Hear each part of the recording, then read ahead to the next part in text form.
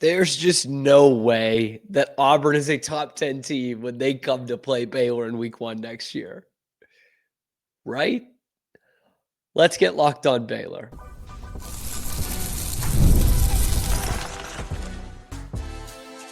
You are Locked On Baylor, your daily podcast on the Baylor Bears. Part of the Locked On Podcast Network, your team every day.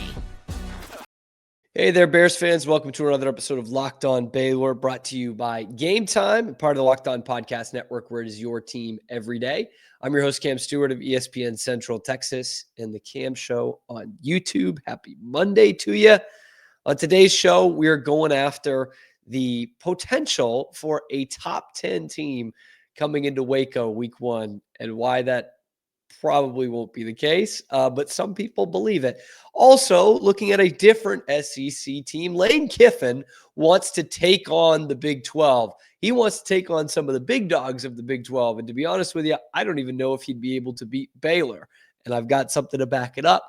Plus, we got to go over what happened to Names. We got to find out what is up with this Baylor men's basketball team. All that and more coming up on this episode of Locked On Baylor. Football season is over. We're kind of in the dregs of it right now. We're starting to dip our toes into basketball a lot more, for better or for worse. But it's never too early to start thinking about the 2025 football season. We just got the schedule shored up with the adding of the Samford Bulldogs in week 3. And boy, doesn't that get the juices pumping. Well, that does come after 2 pretty marquee games. You've got SMU on the road in week 2 and the lid lifter week 1 at McLane Stadium in Waco, one we have had circled on the calendar for a few years now, beginning of a little home and home series with the Auburn Tigers. Always fun to bring in a name brand school like Auburn. And that's all seriousness. That's not ironic. I'm not trying to do like a little brother thing. Like, this is a big time matchup for Baylor, to have a team from the SEC with a once championship pedigree coming in here and taking on the Bears. It's a chance, like this bowl game was, a missed chance by the Bears after losing to LSU, but a chance to hunt for some respect. Now, I say that they're going for respect because they're facing, again, a name brand team from the SEC.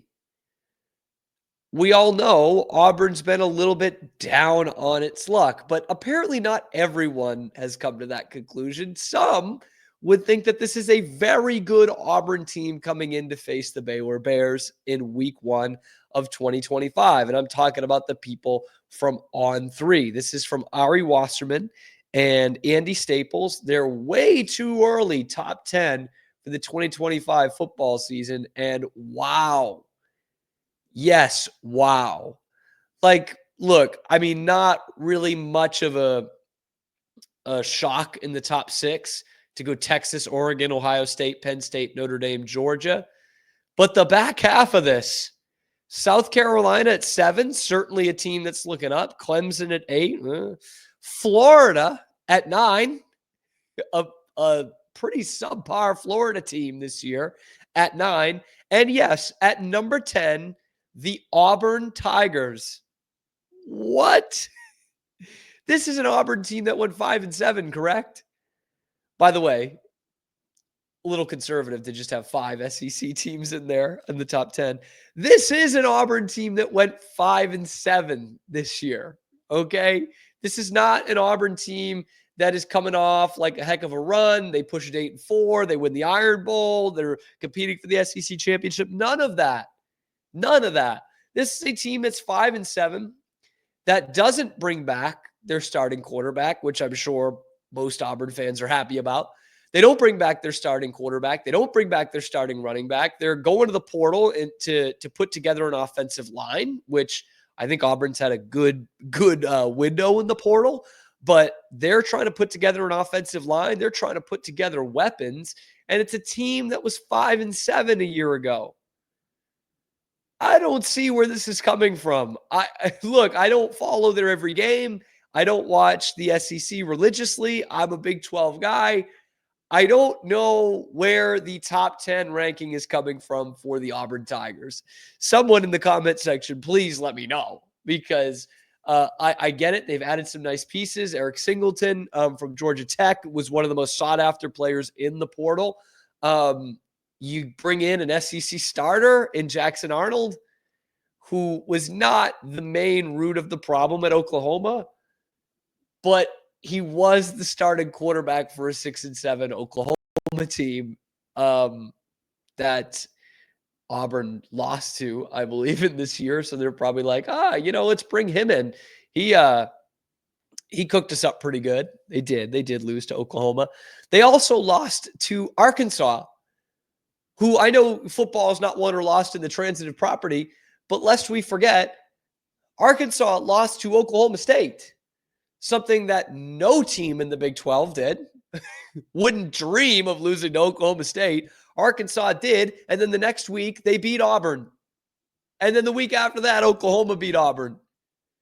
So look, they brought in some nice pieces and everything, but I don't see how this Auburn team from this portal window apparently takes the leap from 5-7 the first weekend in December to the first weekend of January being apparently a top 10 team. I just don't see it. I would love it to have a top 10 team coming into Waco. But if we're being honest, I think Baylor's in a much better position roster-wise going into next year than Auburn is. Because Baylor, they did their work last offseason, and we know what these guys can do, and they're bringing a ton of skill position guys back. Auburn brings them in on potential in the transfer portal, but I don't see any world where Auburn is a top 10 team coming into Waco. And if they are, they're certainly not a deserved one. In fact, I would go as far as guaranteeing right now that Baylor will be the higher ranked team in that matchup when the Bears take on Auburn on August 30th, 31st, whatever it is, of 2025. In week 1 of next year, Baylor will be the higher ranked team. I'm pretty confident in that. But look, Auburn has done some nice work in the portal. I know they love Deuce Knight behind Jackson Arnold because they hate Walker White so much. They're so happy to see him go. But this is Looney Tunes. This is Banana Land. Baylor's a better team than Auburn. In fact, I've gone back and forth in this of we just hear Auburn and the respect that they garner, and we're like, that's a huge game. And in reality, you're facing a team that did not play in a bowl game this past year and hasn't had a winning season in 5 years. Haven't had a winning season since the stadiums were a quarter full because of COVID. Okay, that's the last time Auburn had a winning season.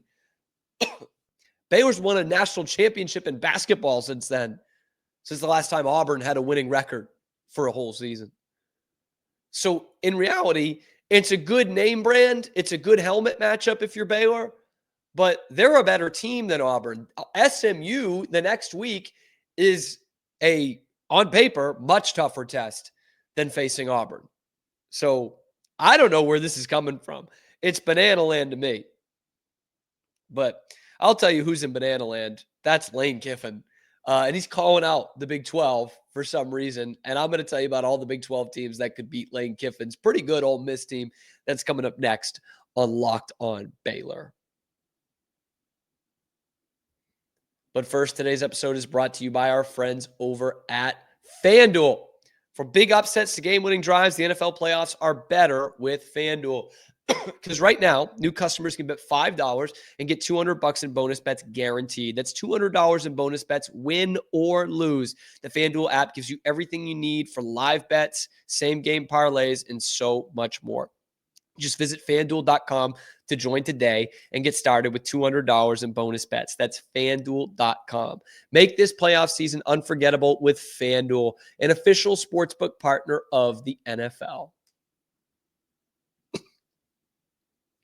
Lane Kiffin is making headlines. He's got to do anything to stay in the headlines when his team was not selected for the college football playoff.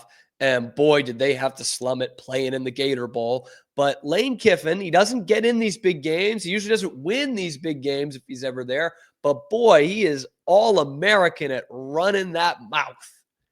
Man, if there was a CFP for coaches on Twitter, he would be the number 1 seed and probably still playing in this thing. But that's about his claim to fame right now. And again, instead of focusing on the actual positives that come with Ole Miss in the last 2 years, it's the first time they've had back-to-back double-digit win seasons in 65 years. Okay? Instead, after trouncing a hapless Duke team in the Gator Bowl, he gets up on the mic and he's got something to say. Again, because Lane Kiffin has always got something to say. And I need to X out of this so I can read it. Thanks, On3. He said, glad the way our guys played today. Quarterback played really well. The defense did. They made a statement to a committee that left them out. Hey, there's an ACC team that won 9 games and came out and played extremely well. I think that was really important for them to come out and make a statement like that.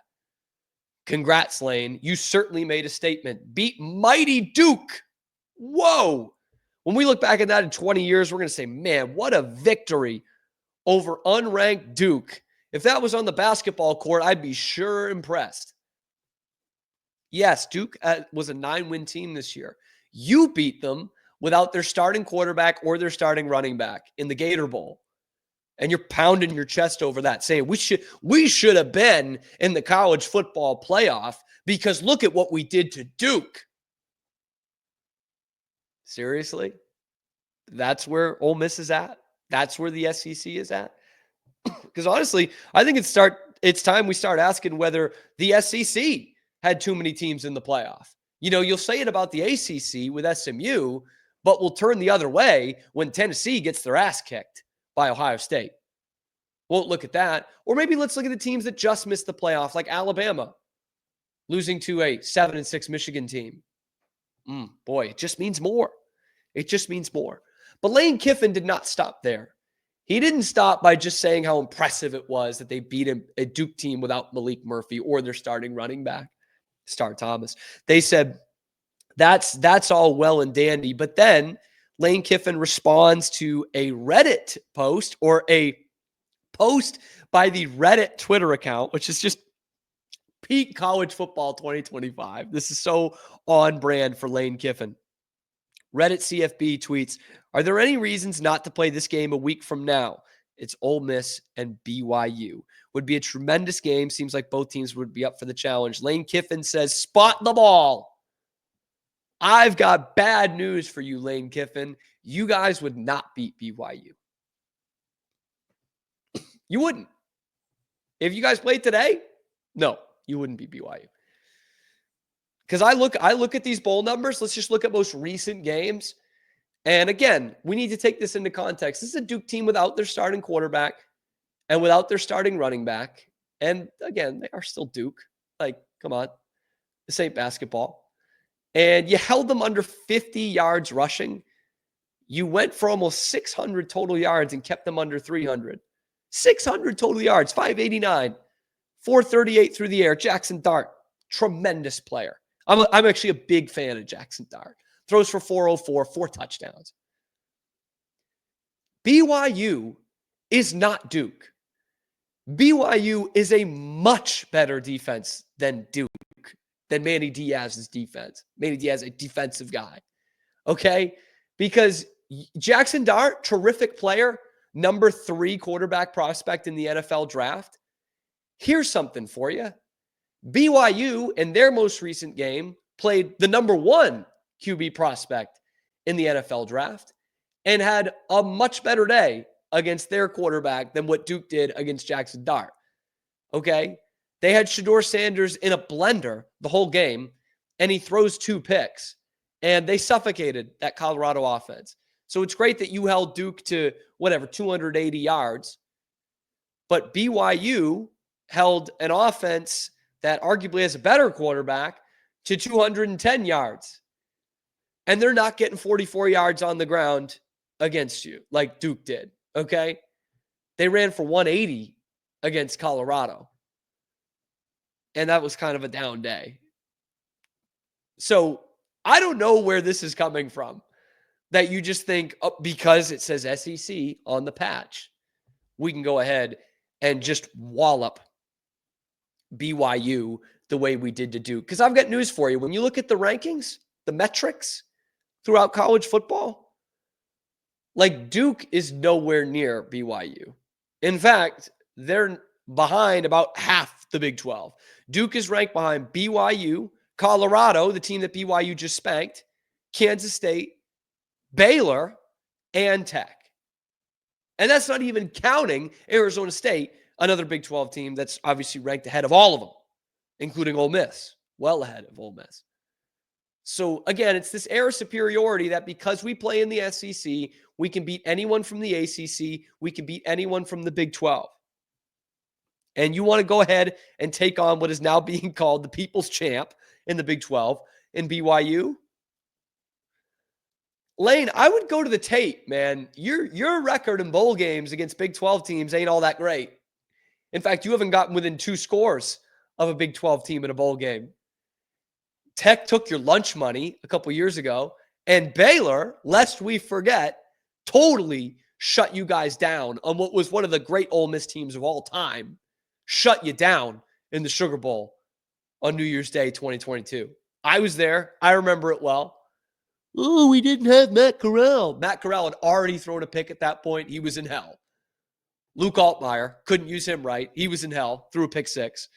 And Baylor gets 10 sacks in the game, suffocated him. So when you want to go out there and put your balls on the table and say, oh, yeah, we're Ole Miss, we're the SIP, we can go out and beat any of these Big 12 teams because we're in the SEC, I would look at the tape. And I would humble yourself by looking at the fact that Duke is not BYU. All right? That's a different ball game, man. Okay? BYU is much better than Duke. In fact, BYU is better than, I would say, about half of the SEC this year. What?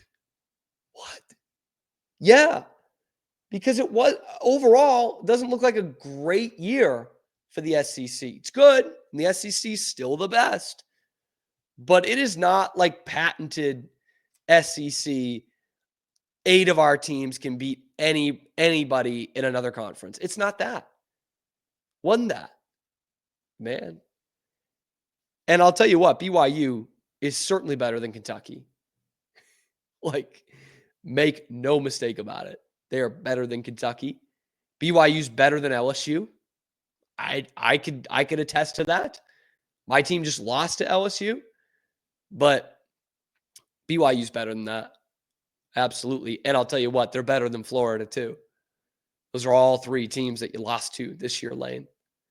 So before you start like pounding your chest, this is Lane Kiffin's the ultimate Twitter tough guy. And Ole Miss is the ultimate Twitter tough guy program. You didn't deserve to be in. Like, I don't know what to tell you. You lost to Kentucky and Florida. Like, teams that don't make bowl games, man. Don't lose those games. Ask Alabama. It's the same thing. Alabama loses to 2 6-6 teams. You don't get rewarded for that just because your patch says SEC.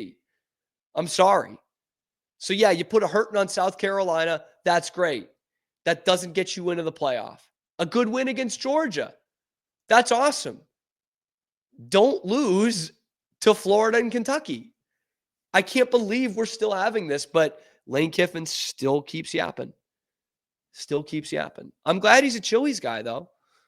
Landry better get on with Chili's. Chili's is the greatest thing that America's probably ever invented. And the college football playoff is like in the top 10 of the greatest thing America has ever invented. And you did not deserve to be in there. So great. You beat mighty Duke. That's really going to shut the committee up. Oh, wow. Maybe we should have had them in there. Huh. They beat a 9-3 ACC team. Maybe we should have put them over the 11-win ACC team. Is that the logic there, Lane? Come on, man. Anyway, let me know what you guys think down in the comments below. Am I way off on this? But I think 3 or 4 Big 12 teams could beat Lane Kiffin's team right now. Totally honest with you. Let me know down in the comments below. Be sure to like and subscribe if you're watching on YouTube. Helps out the channel a lot. If you like the video, like the video. If you don't like the video, like it twice. And tell me how much you don't like me and you don't like the video because it really helps out the channel. Anyway, Locked On Baylor rolls on. We have to post-mortem again. Baylor basketball up in Ames in a really bad loss to Iowa State. That's coming up next on Locked On Baylor. But first, today's episode is brought to you by Game Time. I utilized it so well, if I might say so myself, over the weekend. Me and the missus went to the outdoor college hockey game. All right, bought the tickets day of. It was perfect. Got great seats, great price. And what it's really great for is attending the new 12-team college football playoff. Great experience. You don't want to miss it. We still got a couple of games left. Game Time has a new feature called Game Time Picks that makes getting tickets for events even easier. Even easier. It filters out the fluff to show you only incredible deals on great seats so you don't have to waste time searching through thousands of tickets. Recently, I used it again on Friday for that college hockey game. It was a breeze, dude. Same day, got it delivered within an hour, found a great value for some great seats. The super deal in particular stands out. I think it's the best value for the event. It's literally like you can rank what the best values are. I went up, got the best value. The on-time ticket delivery and the lowest price guarantee gave me the complete peace of mind when going to my event. So take the guesswork out of buying tickets with Game Time. Download the Game Time app, create an account, use the code LOCKEDONCollege for $20 off your first purchase. Terms do apply. Again, create an account, redeem the code LOCKEDONCollege, LOCKEDONCOLLEGE for $20 off. Download Game Time today. Last minute tickets, lowest prices, guaranteed. Basketball. The object of it, put the ball in the hoop. The team that does that more wins the game. Baylor found out the hard way on Saturday how bad it can be if you don't put the ball in the hoop a lot. It ends up getting away from the Bears, 19-point loss in Ames to Iowa State, who, let's start with this. Let's preface this. Iowa State is a very, very good basketball team, okay? They're number 3 in the country. And honestly, the way I look at the rankings, I think there's a not sizable, but there's a drop off between the top 3 and Duke at 4, who is still a pretty good team. But I think that Auburn, Tennessee, or I guess in order, Tennessee, Auburn, Iowa State are kind of head and shoulders above the rest. I really do. And that, therefore, Iowa State, I think, is the toast of this conference right now, the class of the Big 12. But Baylor came into this season ranked in the top 10 and projected as one of the teams that could challenge for the regular season conference championship with Iowa State, with Houston, with Kansas. And I think most of us felt that way too. I loved this roster going into the season, loved the additions that they made. They had to fill a lot in terms of the starting lineup, but I think they filled those holes really well and in some cases upgraded. Right now, through 2 conference games and whatever it is, 17 games on the season, 15 games on the season, I was wrong. So far, I've been wrong. And so all that to say that, yes, Iowa State's really good and it's a tough place to play. But if you are going to be in that conversation, you need to make this interesting. And Baylor, once again, against a good team, did not make it interesting. They have not just lost to the only good teams on their schedule, but they get blown out. They don't stay competitive in these games. And they had a pretty gritty first half to keep it, to hold them to an 8-point deficit at halftime. But you knew that was running out. You knew that luck was going to run out, and it absolutely did. They lose the game by 19 points. And 55 points is certainly is comfortably their lowest output of the season. And I've seen a lot in terms of the comments and on Twitter, on Facebook. There are a lot of Baylor fans looking for answers right now. There are a lot of Baylor fans asking if this season's over, like if they're cooked. And obviously the season's not over. You got 2 more months here in the regular season, and there's still plenty of talent here. But what I will say is my biggest takeaway from this game on Saturday is I don't think they have the talent to win the Big 12 regular season or tournament. I just don't. It doesn't mean they won't string together some wins. Doesn't mean they can't get a top 3 seed. But it makes that really, really difficult because I see a team right now that lacks talent as compared to the very best in this conference. And I see a team that certainly lacks an identity. I don't want to play the clip again, but Norchad Omier taking a contested corner three and turning around to the Iowa State bench before it, right after it leaves his hands, like he's Steph Curry. And he misses the shot because he went 1 for 7 from 3. Let me say that again. Norchad Omier, your gritty power forward / small ball center, went 1 for 7 from 3. I don't know where this is coming from, because every game we hear, like, the broadcasters say, this guy is really confident in his 3-point shot. So clearly he's telling them, and the coaches are telling them, because that's how they get these nuggets. And he continues to take them.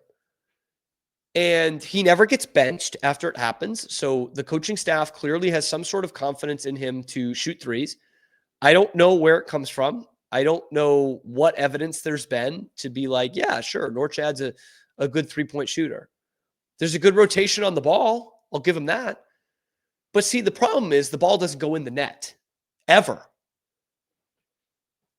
And so you're taking, like, Norchad Omier on the inside, on both ends of the floor, like paint, low block, Norchad Omier, that specific player is probably the best player on your team.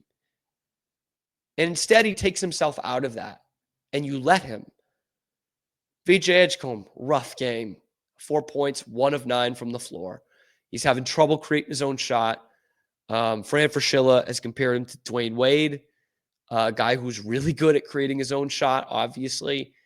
I have yet to see that. I think there's still a lot of talent there, but either he can't play in the system or he's not being utilized correctly because he's out there taking contested shots. And that's just not who he is.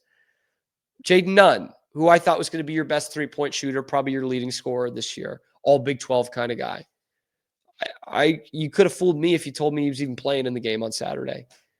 3 points, 1 for 5 from the floor, turned it over a couple of times, no assists. It's okay, he's playing off the ball, but Baylor only had 11 assists in this game. And you remember the first couple of games of the year where we said, boy, can Baylor just move the ball? Like, can they get to double-digit assists? Barely. Iowa State had 19. And what's funny is Baylor's a really good offensive rebounding team, but I don't think they have the guys or the offensive setup to create their own shots after that. This game in particular, you look at the numbers that they were kind of padding going into this game where they were averaging almost 90 a game. That's deceptive. I think a lot of people that watch this team every game would have told you even before this game that was deceptive. But they look like a team that's very offensively challenged. And you have to get better at that. You have to. I thought they at times played a good defensive game in this one, but they're still trying to switch 1 through 5. I don't think that's how they win, but Baylor's got to find how they win. We've got a big matchup with Cincinnati on Tuesday. We're going to have Pete Souza on the show tomorrow. He's going to have that game for ESPN Plus. So we're going to take a look at the Bearcats, who are ranked. Well, they are ranked 16th at the time of recording, but if you're listening to this in the afternoon on Monday, the day it comes out, they've probably changed in that because I think they lost on Saturday. But that's going to be a tough game. And they're all going to be tough games. But Baylor's going to find out how they win in the Big 12. Let me know what you guys think down in the comments below. Is this season over already for Baylor? I'm interested to hear what you guys think. Drop that down in the comments below. Be sure to like and subscribe. It helps out the channel a lot. Tell your friends. Ring the notification bell to get notified every time we're dropping a video on YouTube or wherever you get your podcast. And we're going to see you a little bit later on your favorite show. Of course, I hope it is. Thanks for making it your first listen today and every day. Locked On Baylor.